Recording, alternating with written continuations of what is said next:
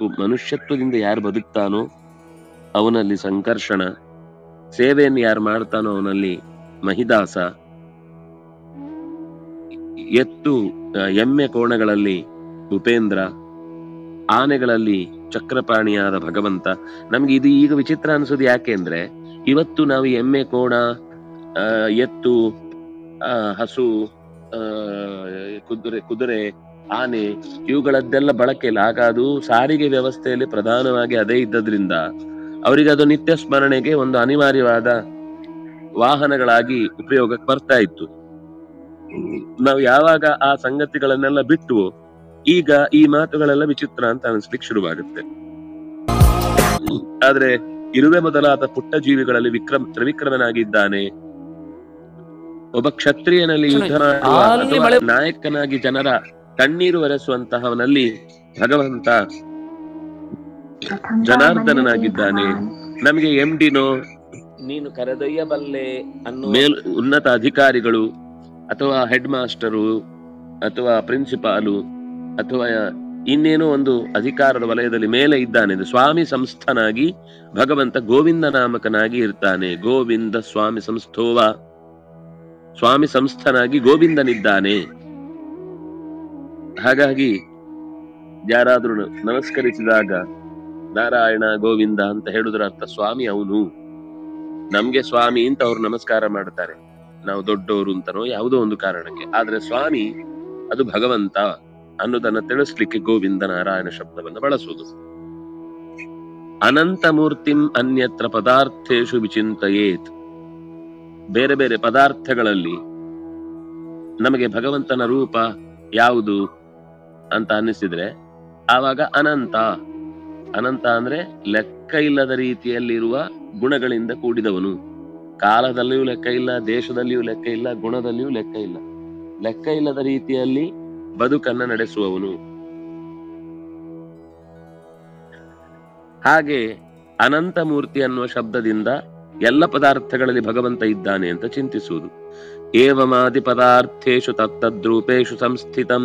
ಇನ್ನು ಒಂದು, ಎಲ್ಲ ವಸ್ತುಗಳಲ್ಲೂ ಭಗವಂತನಿಗೆ ಒಂದು ಆಕೃತಿಯನ್ನು ಕಲ್ಪಿಸುವುದಾದರೆ, ಮರವನ್ನು ನೋಡಿದಾಗ ಮರದ ಆಕೃತಿಯಲ್ಲಿ, ಬಾವಿಯನ್ನು ನೋಡಿದಾಗ ಬಾವಿಯ ಆಕೃತಿಯಲ್ಲಿ, ಬಾಗಿಲನ್ನು ನೋಡಿದಾಗ ಬಾಗಿಲಿನ ಆಕೃತಿಯಲ್ಲಿ, ನಾವು ಬಳಸುವ ಏನೇ ನಿತ್ಯದ ಪದಾರ್ಥಗಳು, ಬಟ್ಟೆ, ಬರೆ, ತಟ್ಟೆ, ಲೋಟೆ, ಚೇರು ಅಥವಾ ಕುರ್ಚಿ, ಮೇಜು, ಅಥವಾ ನಾವು ಬಳಸುವ ಯಂತ್ರಗಳು, ಫೋನ್ ಇರ್ಬೋದು, ಟ್ಯಾಬ್ ಇರ್ಬೋದು, ಟಿವಿ ಇರ್ಬೋದು, ಈ ಎಲ್ಲಾ ರೂಪಗಳಲ್ಲೂ ಭಗವಂತ ಅದೇ ಆಕೃತಿಯಲ್ಲಿ ಇದ್ದು ಅದಕ್ಕೆ ಆ ಆಕೃತಿಯನ್ನು ಕೊಟ್ಟಿದ್ದಾನೆ ಅಂತ ಚಿಂತಿಸ್ಬೇಕು. ಏವಮಾದಿ ಪದಾರ್ಥೇಶು ತತ್ತದ್ರೂಪೇಶು ಸಂಸ್ಥಿತಂ. ಆಯಾ ರೂಪದಲ್ಲಿ ಕಾಣಿಸಿಕೊಳ್ಳುವಂತಹ ವ್ಯಕ್ತಿಯಾಗಿ ಭಗವಂತನನ್ನು ಚಿಂತಿಸಬೇಕು. ಆನಂತರ ಹರಿಂ ಜ್ಞಾತ್ವಾತ ಮುಚ್ಯೇತ ನರೋ ಹತ್ಯಾದಿ ಕಿಲ್ಬಿಷಾತ್ ಪ್ರಾತಃ ಕಾಲೇ ಕೇಶವಂತು ಗೋವಿಂದಂ ಸಂಗವೇ ತಥಾ. ಹರಿಂ ಜ್ಞಾತ್ವಾ, ಹರಿ ಅನ್ನುವ ರೂಪದಿಂದ ಭಗವಂತನ ಸ್ಮರಣೆ ಮಾಡಿ, ಹತ್ಯಾದಿ ಕಿಲ್ಬಿಷಾತ್ ಮುಚ್ಯೇತ, ಗೊತ್ತಿಲ್ಲದೆ ಕಾಲು ನಡ್ಕೊಂಡು ಹೋಗುವಾಗ ತುಳಿದು ಯಾವುದೋ ಪ್ರಾಣಿ, ಇರುವೇನೋ ಇನ್ನೇನೋ ಒಂದು ಜೀವಿ ಸತ್ತಿತು. ನಾವು ಉಸಿರಾಡುವಾಗ ಪ್ರತಿ ಕ್ಷಣಕ್ಕೂ ಎಷ್ಟೋ ಜೀವಿಗಳು ಬಾಯಿಯೊಳಗೆ ಹೋದಾಗ ನಮ್ಮ ಒಳಗಿನ ಬಿಸಿ ತಾಳಲಾರದೆ ಹೊರಕ್ಕೆ ಉಸಿರನ್ನು ಬಿಡುವಾಗ ಅವುಗಳು ಹೆಣವಾಗಿ ಹೊರಕ್ಕೆ ಹೋಗ್ತವೆ. ಕಣ್ಣು ಮಿಟುಕಿಸುವಾಗ ಒಂದಿಷ್ಟು ಜೀವಿಗಳಿಗೆ ತೊಂದರೆ, ಬಾಯಲ್ಲಿ ಮಾತನಾಡ್ತಾ ಇರ್ಬೇಕಾದ್ರೆ ಒಂದಿಷ್ಟು ಜೀವಿಗಳಿಗೆ ತೊಂದರೆ, ನಾವು ನಡೆಯುವಾಗ, ಮೈಕೈ ತೋರಿಸುವಾಗ, ಎಲ್ಲೋ ಮಲಗುವಾಗ, ಇನ್ನೇನೋ ತಿನ್ನುವಾಗ, ಇನ್ನೇನೋ ಕುಡಿಯುವಾಗ, ಎಲ್ಲಾ ರೀತಿಯಿಂದ ಅನಂತ ಜೀವರಾಶಿಗಳಿಗೆ ನಮ್ಮಿಂದ ಉಪದ್ರವವಾಗ್ತಾ ಇರುತ್ತೆ. ಹತ್ಯಾದಿ ಕಿಲ್ಬಿಷಾತ್.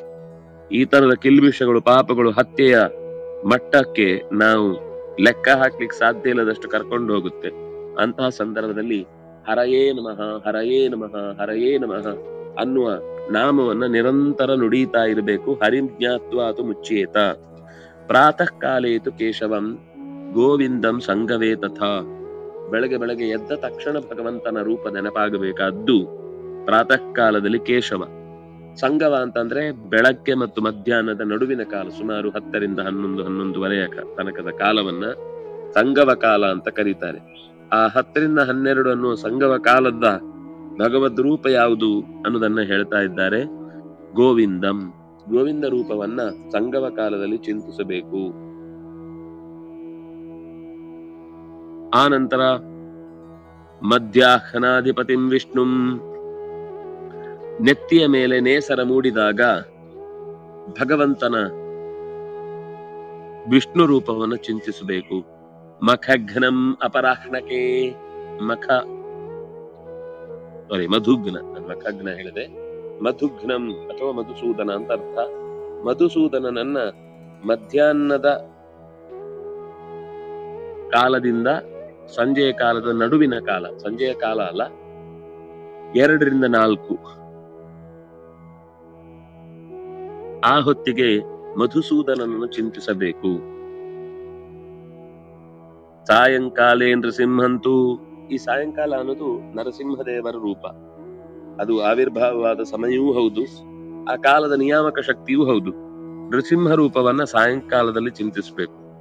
ಋಷಿಕೇಶಂ ಪ್ರದೋಷಕ್ಕೆ, ಪ್ರದೋಷ ಕಾಲದಲ್ಲಿ ಅಂದ್ರೆ ಸೂರ್ಯಾಸ್ತ ಆಗುವ ಮುನ್ನ ಮತ್ತು ಸೂರ್ಯಾಸ್ತ ಆದ ಮೇಲೆ ಸ್ವಲ್ಪ, ಸೂರ್ಯೋದಯ ಆಗುವ ಮುನ್ನ, ಸೂರ್ಯೋದಯ ಆಗುವಕ್ಕಿಂತ ಸ್ವಲ್ಪ ಹಿಂದೆ. ವಸ್ತುತಃ ಸೂರ್ಯಾಸ್ತ ಅನ್ನೋದು 2ನೇ ಹೊತ್ತಿನ ಕಾಲವನ್ನೇ ಹೆಚ್ಚು ಸಂಧ್ಯಾ ಕಾಲಕ್ಕೆ ಮತ್ತೆ ಉಪಾಸನೆಗೆ ಹೊಂದಿಸುವಂತದ್ದು.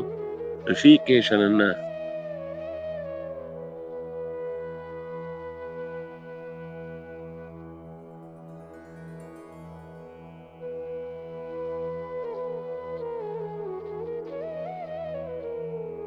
ಸಾಯಂಕಾಲದಲ್ಲಿ ನೃಸಿಂಹನನ್ನು, ಪ್ರದೋಷ ಕಾಲದಲ್ಲಿ ಋಷಿಕೇಶನನ್ನು,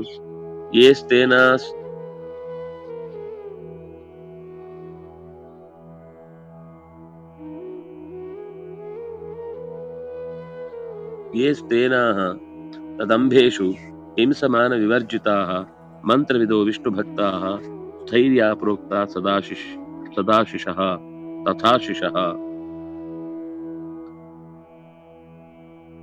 ಹಿಂಸಾಮಾನ ವಿವರ್ಜಿತಾಃ ಸ್ಥೇನಾಃ, ಸ್ಥೇನ ಅಂದ್ರೆ ಕಳ್ಳರು. ಯೇ ಸ್ಥೇನಾಃ ಹಿಂಸಾಮಾನ ವಿವರ್ಜಿತಾಃ,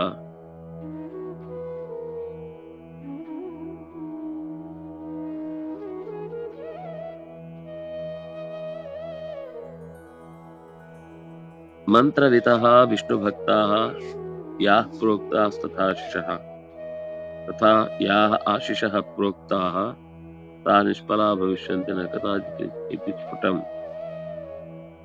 ಎಷ್ಟೋ ಸತಿ ಮಂತ್ರ ಫಲಿಸುವುದಿಲ್ಲ, ಕೆಲವು ಅಭಿಪ್ರಾಯಗಳು ಮಂತ್ರದಲ್ಲಿ ಗೊತ್ತೇ ಆಗುವುದಿಲ್ಲ ಅಂತೆಲ್ಲ ನಮಗೆ ಯಾಕೆ ಒಂದು ಕಾಲದ ಅವಧಿಯ ಒಳಗೆ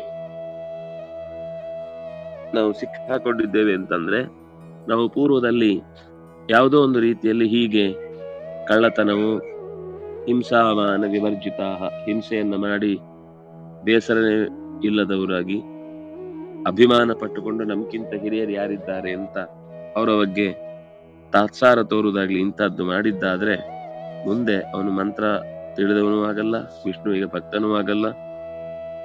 ತಾಂ ನಿಷ್ಫಲಾ ಭವಿಷ್ಯಂತಿ ಕದಾಚಿತ್ ಸ್ಫುಟಂ ನ ಕದಾಚಿತ್ ಇತಿ ಸ್ಫುಟಂ. ಎಂದಿಗೂ ಕೂಡ ಅವರು ನ್ಯಾಯಯುತವಾಗಿ ಬದುಕಿಯೇ ಇಲ್ಲ.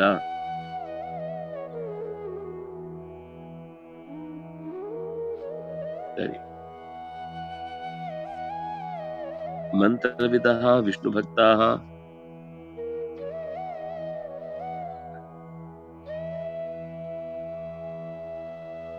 इति पंचरात्रागमे पूजाकाण्डे